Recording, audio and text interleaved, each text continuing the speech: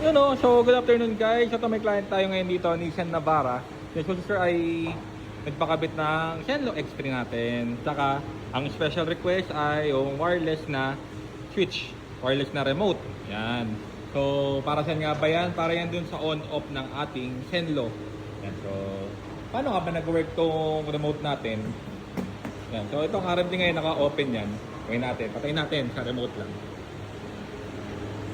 You know, nag-on off siya. Galing. Yan. Then ito may high din siya. Yan. Yun yung maganda dito. On off. Yan. Yan. So kung ano yung mode na sa kanya nakaset, yun yung may iwan sa kanyang pag on off mo. Yan. Tapos ito naman, actually meron din blinker mode to, pero di ko na re-recommend talaga yan kasi bawal. So technically kung gusto mo lang talaga pailaw, low beam lang saka high beam, okay na to. Ito yung ano niya eh. Yan, di ko recommended yan. Bawal kasi talaga yan. Pag matigas ang ating mga ulo. Yan. So ito low beam tsaka high beam. Off.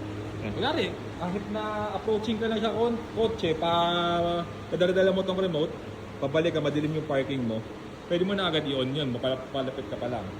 Basta reach ka nung remote. So gano'ng kalayo ba to? Siguro mga almost 3 meters, yan. Papalapit ka, on mo lang. Yan. Pwede rin siya mag-high. Yan siya. Alright. Palapitan pa natin. Malapit naman na view. Yan. On. Low beam, high beam. Yan, pwede. Yan. So, pero ito, special request. Then, may available naman tayo dito sa shop ng mga wireless. Yan, ito totally talaga lahat yan. Walang putol, walang balat na wiring. Safe na safe ang ating mga warranty. So, yun. So yun guys, PM or tawag lang sa page sa mga gusto magpa-schedule at yung Senlo natin na ilagay.